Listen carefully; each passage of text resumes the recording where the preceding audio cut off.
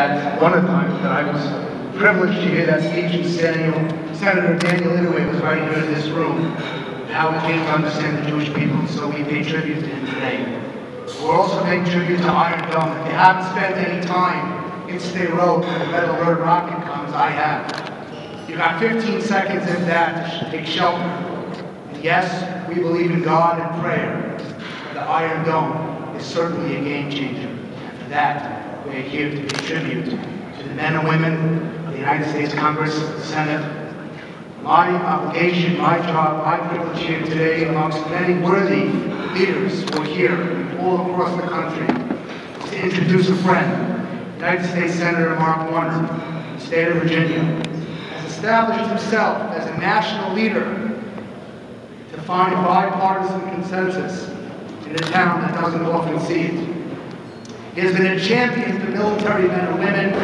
Senator Warner is a leader in Congress in efforts to promote small business, something that's dear to my heart. And Senator R.Warner, who was just recently in Israel, repeatedly advocates and continues to talk about the importance of the bipartisan support and the meaning of what it means to stand behind the United States and Israel alliance. Ladies and gentlemen, my privilege, Senator R.Warner.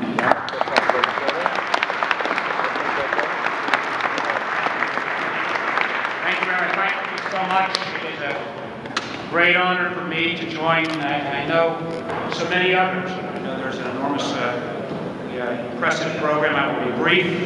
I want to begin cocktailing the ambassador's comments, and he states so explicitly the importance of the Iron Dome. I'm going to come back to that in a moment. And I also want to again further recognize, I've only had the chance to serve in the Senate for 4 years, but even in my short tenure here, when Danny Inouye spoke, he didn't speak in a loud voice in these last few years, but everyone, Democrat, Republican, knew he always spoke in the best interests of America, and he has been, as has been repeated already, his tireless champion. But he also acknowledged, I can't do this, I'm actually here. If you like some of the stuff that I've done in my tenure as governor elsewhere, I'll take credit as senator. If you don't, blame it on Oriana today, who brought me here as a young intern for Abe Ribicoff back in the 1974.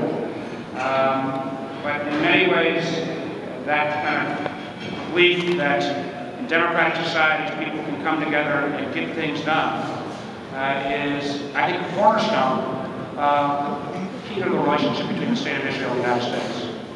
I'm proud of the fact that in my time, the state of Israel goes back to, prior to being elected official, investing in Israel and investing with telecommunication companies in particular, building those strong economic ties, leading a trade mission to Israel as governor of Virginia, going repeatedly as senator, and most recently, as we're talking about the importance of the Iron Dome, a strong supporter of friendship and bonds between the state of Israel and the United States. I remember Lori goes to see one of us at the next trip. You got to go see the Iron Dome.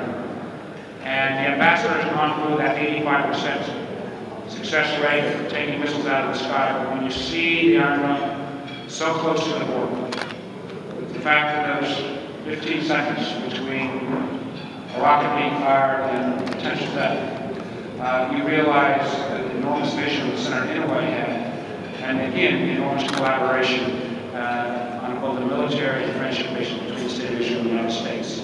As a member of a variety of committees, most importantly in terms of our relationship with the Intelligence Committee, let me once again commit to you that this is truly the most important and essential relationship that any two nations have. We share common histories of traditions of democracy, of tolerance.